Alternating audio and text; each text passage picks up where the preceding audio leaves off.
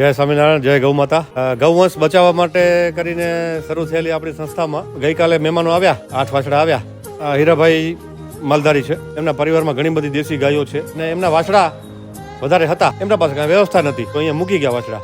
લગભગ 1 વીક પહેલા સુજાપાના એક ભાઈ લંડનથી આવ્યા હતા, અહીંયા વિઝિટ માટે આવ્યા, જેનું નામ છે વિજય દેવજીભાઈ પિંડોરિયા, ગામ સુજાપરના, હાલ લંડન રહે છે. અહીંયા આવીને મને વાત કરી કે એક વાછડો દત્તક લેવો હોય મારે તો કેટલો ખર્ચ થાય વર્ષનું, એટલે મેં કીધું 25,000 રૂપિયા. એ કે મારે 4 દત્તક લેવાય, લાખ રૂપિયા આપું છું, એ કે દર વર્ષે આપ્યા કરીશ. જય સ્વામિનારાયણ. હું રબારી હીરા રાણા બોલું છું, ગામ બારાપરનો સુરજપરનો છું. અને અમે ત્યાં અરજીભાઈનો એ આભાર માની કે અમારા અવારનવાર 4, 8 વાછડા લીધા જ રાખે છે. એ બાજુમાં ક્યાંય એવો ચોપ વાછડાનો કોઈ સૌગડ કરે એવો શક્યતા કે ધણીને છે નહીં. એ ધણી એવી વાછડાની માજત કરી છે, એકદમ અમને માલધારીને આનંદ થાય છે અને મારા ભગવાનને આનંદ થાય છે.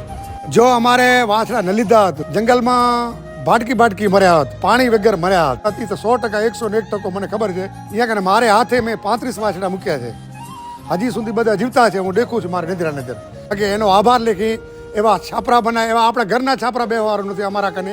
અને હરજીભાઈ વાછડા સારું છાપરા બનાવ્યા, વાછડા સારું ગમાણું બનાવ્યું. અમે દૂધ પીએ છીએ માલધારી, અમારા કને ગમાણું નથી બનતી.